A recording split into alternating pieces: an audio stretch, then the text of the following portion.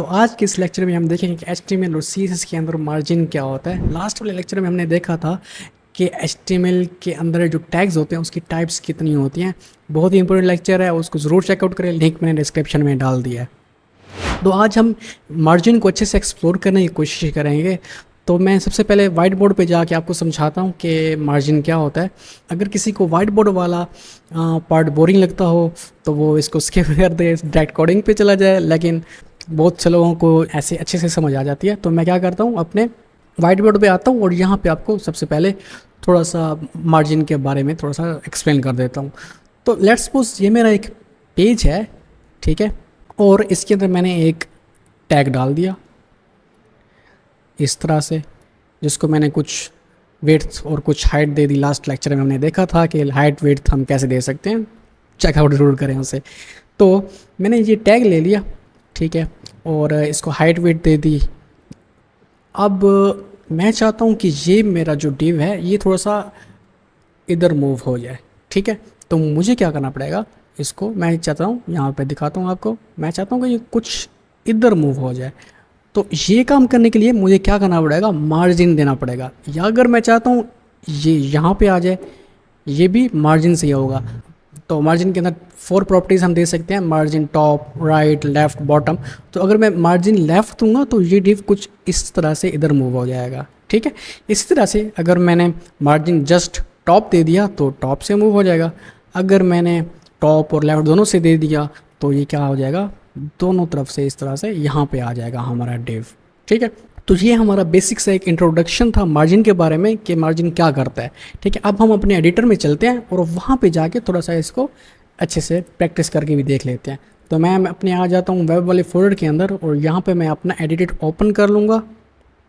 Editor open करने के बाद यहाँ पे मैं अपनी फ़ाइल बनाऊँगा। हमारा लेक्चर कौन सा चल रहा है, लेक्चर 5। तो मैं लेक्चर 5 की .html,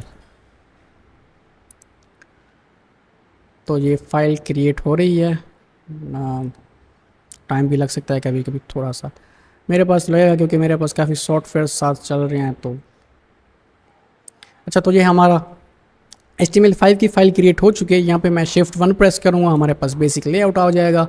और इसके बाद मैं यहाँ पे मार्जिन की प्रॉपर्टी को लगा के देखता हूँ। तो मैंने एक डिव ले लिया, डिव टैग लास्ट लेक्चर में हमने देखा था, पिछले से पिछले लेक्चर में।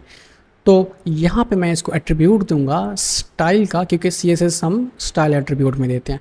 तो यहाँ पे मैं अब सबसे पहले एक इसको विड्थ दे देता हूँ ताकि नज़र तो आया मैं अपना टैग। तो एक हाइट दे दूंगा 300 px and then background colour, ये भी हमने पढ़ लिया था ऑफ कोर्स। तो बैकग्राउंड, अभी बैकग्राउंड कलर रेड दे देता हूँ, ठीक है। इसके बाद अब इसको गो लाइव पे क्लिक करके इसको मैं अपने ब्राउज़र में ओपन कर लेता हूँ। जैसे ये ब्राउज़र में अब ओपन होगा तो हमारे पास एक डिव आ जाएगा जिसकी हाइट विड्थ 300 px होगी। अब ये मैंने काफ़ी जूम इन किया हुआ था, इसको कुछ इस तरह से रख लेता हूँ मैं 200 पे। तो अब हमारे पास डिव तो आ गया, ठीक है। उसके बाद अब इसको हम मार्जिन देते हैं। तो मार्जिन हम कैसे देंगे, यहाँ पे हम देंगे, लिखेंगे मार्जिन और साथ उसको वैल्यू देंगे। वैल्यू किस में देंगे, मैं लास्ट लेक्चर में बताया था कि हम जो यूनिट्स अभी यूज़ करेंगे वो px का यूनिट होगा। आगे और भी यूनिट्स हम देखेंगे, लेकिन अभी के लिए हम क्या करेंगे, px का यूनिट यूज़ करेंगे जो पिक्सल्स होता है। यहाँ पे मैंने, तो यहाँ पे मैंने 30 px का मार्जिन दे दिया और ब्राउज़र में आके इसको अब देखें तो ये टॉप पे लेफ़्ट पे क्या हो गया, मार्जिन अप्लाई हो गया। इसी तरह से मैंने बताया था आपको कि हम 4 तरह से दे सकते हैं मार्जिन। तो margin top, left, right, bottom, अलग-अलग से हम 4 तरह से दे सकते हैं। तो मैं यहाँ पे मार्जिन टॉप दे देता हूँ। तो इस तरह से अगर मार्जिन टॉप सिर्फ दिया तो ये सिर्फ टॉप से मार्जिन आ रहा होगा, ठीक है। लेफ़्ट से फिर नहीं आएगा, ना राइट से आएगा, ना बॉटम से आएगा। इसी तरह से अगर मैं मार्जिन लेफ़्ट दे दूँगा, लेफ़्ट, तो मार्जिन सिर्फ लेफ़्ट से आएगा, टॉप से अब नहीं आएगा। इसी तरह से ये अब 2 वैल्यूज़ भी मैं दे सकता हूँ। ऐसा नहीं है कि मार्जिन लेफ़्ट दिया तो मार्जिन टॉप नहीं दे सकता, तो मैं मार्जिन टॉप भी अब दे सकता हूँ। तो मार्जिन टॉप मैंने दे दिया, मैंने मार्जिन टॉप ज़्यादा दे देते हैं, 100 px दे दिया, 100 px मैंने मार्जिन टॉप दे दिया, तो मार्जिन टॉप 100 px से आ गया, लेफ़्ट से हमारे पास 30 px आ गया। इसके बाद मार्जिन के कुछ और भी तरीके हैं जो कि वो भी मैं आपको बताना चाहता हूँ, जिससे आप इजीली मार्जिन दे सकते हैं। तो मैं उसके लिए मुझे सबसे पहले क्या लेना चाहिए, एक और मैं डिव ले लूँगा, उसको भी हाइट विड्थ दे दूँगा। तो यहाँ पे मैंने एक और डिव ले लेता हूँ, उसको भी स्टाइल देता हूँ width and then 300 px, height इसको भी 300 px and then background colour इसको मैं ब्लू दे दूँगा एंड ऊपर वाला मार्जिन भी ख़त्म कर देता हूँ, नीचे वाला भी ख़त्म कर देता हूँ, ठीक है, ताकि हम बेसिक पोजीशन पे आ जाएं अपनी।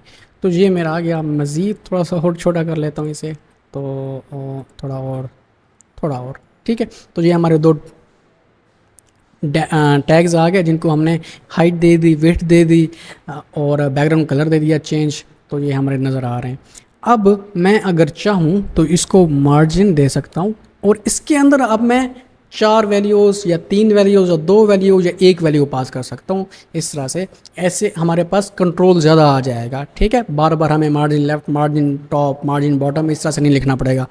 वो कैसे कि मैं यहाँ पे क्या करता हूँ, पैरामीटर्स कैसे देंगे, सबसे पहले 40 px दे दिया, फिर दे दिया 50 px, फिर दे दिया 70 px, फिर दे दिया 100 px।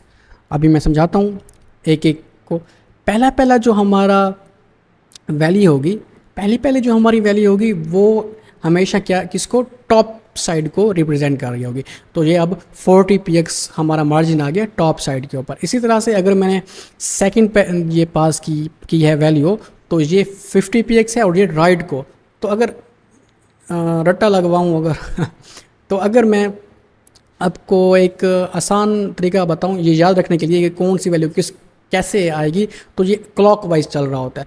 तो सबसे पहले टॉप, फिर राइट, फिर बॉटम, फिर लेफ़्ट, इस तरह से प्रॉपरली क्लॉकवाइज। तो अब आपको अच्छे तरीके से याद रहेगा कि अब ये 40 px जो है ये top, 50 px right, 70 px bottom, 100 px left. तो इसी तरह से अगर मैं यहाँ पे आऊँ तो इसको सेम वैसे ही वो प्रॉपर्टीज़ लग चुकी हैं, ठीक है। अगर आप देखना चाहते हैं कि उसी तरह से लगी हैं या नहीं लगी, तो आप इंस्पेक्ट कर सकते हैं और इसके ऊपर ऐसे माउस लेके आ सकते हैं और यहाँ पे आप देख सकते हैं मार्जिन। इस तरह से दिखा दूँ अगर आपको, तो ये देखिए टॉप पे 40 px, राइट पे 50 px, बॉटम पे 70 px और लेफ़्ट पे 100 px। तो इसी तरह से आप भी मार्जिन दे सकते हैं। ऐसे हमारा फ़ायदा हो गया कि अब हमने margin left, margin top, margin bottom ये बार बार देने से बच गए, क्योंकि हमारी वैल्यूज़ तो चेंज थी, ठीक है। कि अगर अगर सिर्फ मैं मार्जिन देता तो सिर्फ मैं 30 px या 40 px या 50 px पास कर सकता, जिससे मेरा चारों तरफ से सेम ही आती वो मार्जिन। लेकिन अगर मुझे डिफरेंट चाहिए चारों तरफ से, तो मैं इस तरह से अपनी वैल्यूज़ दे सकता हूँ, जिससे डिफरेंट मार्जिन मैं दे सकता हूँ। इसी तरह से ये था 4। अब हम एक और तरीका है जिससे हम 3 वैल्यूज़ भी पास कर सकते हैं। 3 वैल्यूज़ वाला कैसे होता है, हम पहले मैं ये वैल्यूज़ दे देता हूँ, फिर मैं आपको समझाता हूँ क्या तरीका है उसका। 50 px एंड देन 80 px, ठीक है। अब जो 40 px रिप्रेजेंट कर रहा है टॉप को, सेकंड राइट और लेफ़्ट को, और जो थर्ड है वो बॉटम को, ठीक है। अब जब 3 हम देंगे तो फर्स्ट वन जो होगा वो टॉप को रिप्रेजेंट करेगा, जो सेकंड होगा वो राइट और लेफ़्ट को रिप्रेजेंट करेगा, जो थर्ड होगा वो बॉटम को रिप्रेजेंट करेगा। ये नहीं भूलनी है आपने बात। अब अगर मैं यहाँ पे आपको इसको रिप्रेजेंट भी करवा दूँ, शो करवा देता हूँ, और यहाँ पे इंस्पेक्ट करके एलिमेंट्स में आपने रहना है, ठीक है। कंसोल, सोर्स, ये और भी टैब्स इसमें हैं, लेकिन आपने एलिमेंट्स में रह कर यहाँ पे क्लिक करना है बॉडी के अंदर।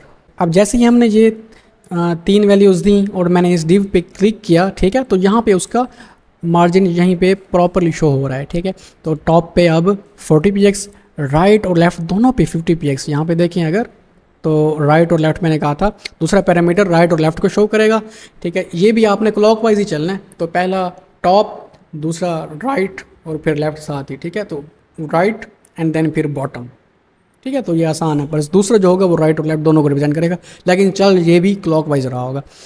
इसके बाद क्या था हमारा लास्ट ATPX बॉटम पे आ रहा है, जो कि हमने यहाँ पे भी ATPX ही दिया है। इसके बाद अच्छा 4 हो गया, 3 हो गया, अब 2 भी होगा, हाँ जी है। तो यहाँ पे मैं क्या करता हूँ, एक 40px दे दिया और एक 200px दे दिया।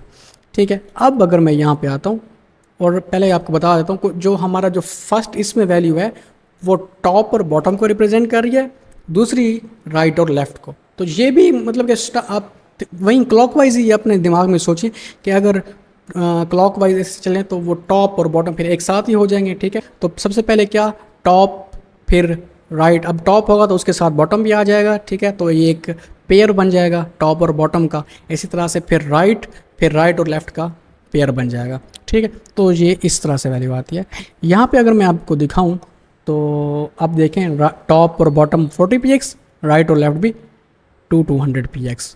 तो ये जैसा कि यहाँ पे हमने 40px दिया और 200px दिया, तो ये कुछ इस तरह से आएगा। और लास्ट पे ऑफ कोर्स वो मैंने आपको पहले ही बता दिया था, अगर हमारी वैल्यू एक ही है तो वो चारों साइड से आ रही होगी।